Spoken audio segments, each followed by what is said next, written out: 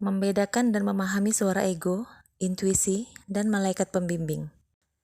Kita semua memiliki suara bisikan di kepala kita.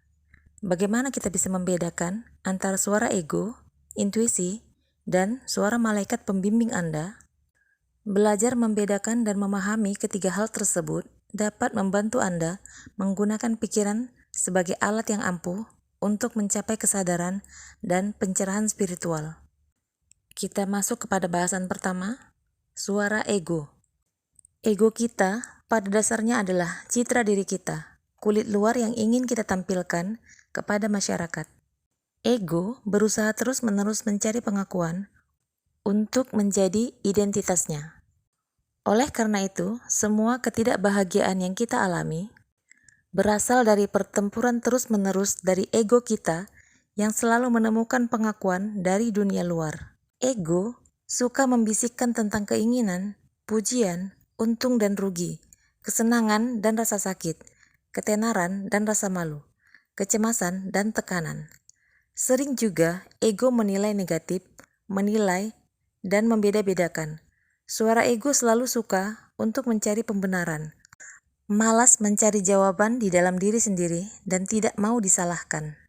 Ego memiliki kekuatan untuk mempengaruhi suara diri yang lebih tinggi dan para pembimbing. Jika kita tidak berhati-hati, kita bisa tersesat. Jika kita mencoba dan menemukan kebahagiaan, Anda tidak akan pernah menemukan hal itu, karena itu tidak nyata. Kebahagiaan bukan sesuatu yang kita temukan di luar diri kita. Kebahagiaan adalah sesuatu yang sudah ada di dalam diri kita. Kita hanya harus memutuskan untuk bahagia. Anda harus menyadari bahwa kebahagiaan tidak akan pernah ditemukan dalam keinginan yang disampaikan oleh ego. Sekarang kita masuk kepada yang kedua, suara diri yang lebih tinggi atau suara batin. Suara diri yang lebih tinggi atau suara intuitif adalah guru dalam batin kita, sumber cinta, kebenaran, dan kemungkinan dalam kehidupan, dan terhubung dengan alam semesta.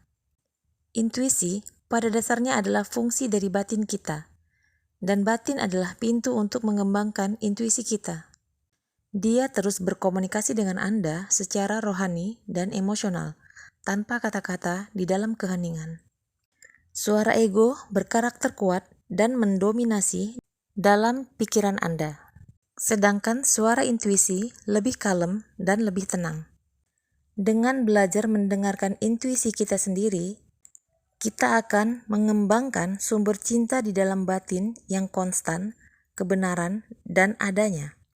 Kita dapat menutup mata kita, melihat ke dalam diri, dan selalu menemukan bimbingan yang tepat. Yang ketiga, suara malaikat pembimbing.